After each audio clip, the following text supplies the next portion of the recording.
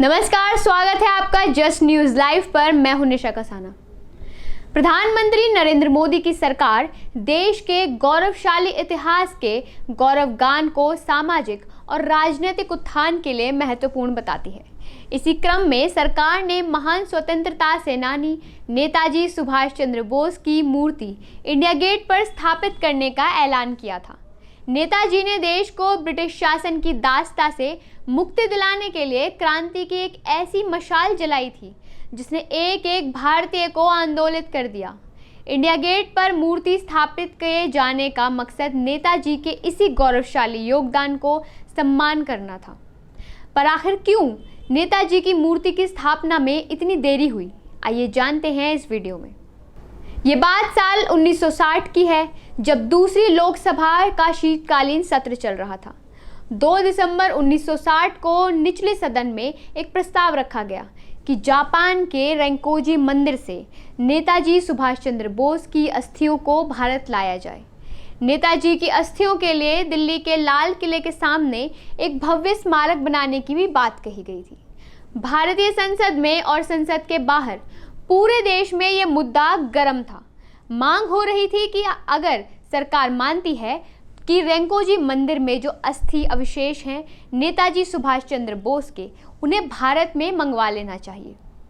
इसके बाद संसद के इस प्रस्ताव के संबंध में उसी दिन 2 दिसंबर 1960 को नेहरू जी ने डॉक्टर बिधान चंद्र रॉय को एक पत्र लिखा। बिधान चंद्र रॉय उस समय पश्चिम बंगाल के मुख्यमंत्री थे। जवाहरलाल नेहरू का वह पत्र गोपनीय था। उसमें नेहरू ने लिखा था कि नेताजी की अस्थियों को भारत लाने की कोशिश भारत सरकार तभी करेगी जब नेताजी का परिवार उसके लिए पहल करे। यह बात तो समझ में आती है, लेकिन इसी पत्र में वह नेताजी के लिए लाल किले के सामने स्मारक का प्रस्ताव ठुकरा देते हैं। नेहरू लिखते हैं, मैं नहीं सोचता हूँ कि इस तरह से किसी चीज़ यानी नेताजी के स्मारक लाल किले के सामने बना सकते हैं। नेहरू को ऐसा क्यों लगता था यह तो उन्हें ही पता होगा, लेकिन उनका कहना कि वैसी चीज़ लाल किले के सामने नहीं बन सकती, ये तो समझ से ही परे है। नेहरू बिधान चंद्र रॉय को लिखी अपनी उसी चिट्ठी में लाल किले के सामने स्मारक ना बनने के अपने निर्णय के साथ साथ एक अजीब सलाह भी देते हैं। सलाह ये थी कि यदि नेताजी की अस्थि अवशेष भारत लाए जाते हैं तो उन्हें कलकत्ते में ही रखना चाहिए। नेहरू जी को शायद ये याद नहीं रहा कि नेताजी का नारा था दिल्ली चलो, ना कि कलकत्ते चलो। उनका यह नारा बांग्ला में नहीं बल्कि हिंदी में था। लाल किले पर तिरंगा फहराने का सपना भी नेताजी और आज़ाद हिंद फौज का ही था, ना कि किसी और नेता का था। नेहरू जी ने नेताजी के लिए लाल किले के सामने स्मारक ना बनने के पीछे तर्क दिया कि वह जगह देश के स्वाधीनता संग्राम के सभी शहीदों के लिए एक स्मारक बनाने के लिए सुरक्षित रखा गया है। वह किसी राय चौधरी का हवाला देते हैं कि उन्होंने उस स्मारक पर काम करना शुरू भी कर दिया है। लाल किले के सामने नेहरू जी की शहीद स्मारक योजना का क्या हुआ, आज तक किसी को इसका कुछ पता नहीं है। राय चौधरी कौन सा शहीद स्मारक लाल किले के सामने बना रहे थे, उसका भी कोई सबूत नहीं मिलता है।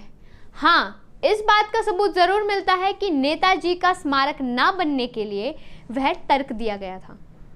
देश के लिए शहादत क्या होती है, देश के लिए त्याग क्या होता है, उसका सबसे बड़ा आदर्श नेताजी सुभाष चंद्र बोस ने पेश किया था।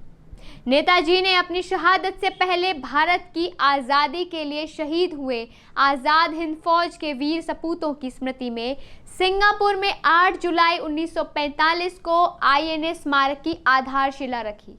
एक पराये देश में एक पराधीन देश के स्वाधीनता सेनानियों के लिए एक भव्य स्मारक की योजना नेताजी की अटूट देशभक्ति और अपने साथी सैनिकों की देशभक्ति के प्रति श्रद्धा का ही सबूत है। उस स्मारक पर जो प्रेरणा मंत्र था उसके 3 शब्द थे, इत्तेहाद, एतमाद और कुर्बानी, यानी एकता, विश्वास और बलिदान। कोई भी देश, कोई भी कौम इन्हीं बीज मंत्रों से तरक्की करता है।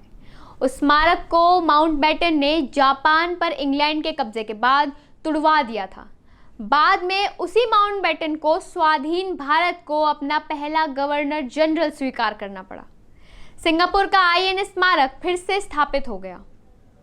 लेकिन क्या तब की सरकार को अपने जाबाज सबूत के लिए दिल्ली में मुनासिब जगह पर एक स्मारक तो बनवाना ही चाहिए था। इंडिया गेट पर शहीद स्मारक की नई रूपरेखा और उसके केंद्र में नेताजी सुभाष चंद्र बोस की प्रतिमा निश्चित रूप से उस गलती की देर से ही सही ठीक करने की एक कोशिश है। देश की विरासत पर कोई अंतिम फैसला किसी सरकार का नहीं होता, उसकी आवाम का होता है।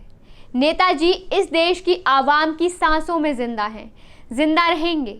लाल किले के सामने चाहे नेताजी का स्मारक ना बना हो, लेकिन हर साल जब 15 अगस्त के दिन वहां तिरंगा फहराया जाता है तो देश का सबसे अमर अभिवादन आपकी जुबान पर होता है, जो नेताजी ने आजाद हिंद फौज के अपने साथियों की सहमति से चुना था। जय हिंद। आजाद भारत का आकाश जय हिंद के उनके नारे से गूंज उठा था। इस वीडियो में फिलहाल इतना ही। आगे भी जल्द ही हाजिर होंगे नई वीडियो के साथ। तब तक के लिए आप बने रहिए जस्ट न्यूज़ लाइव के साथ। अपना ख्याल रखें। नमस्कार।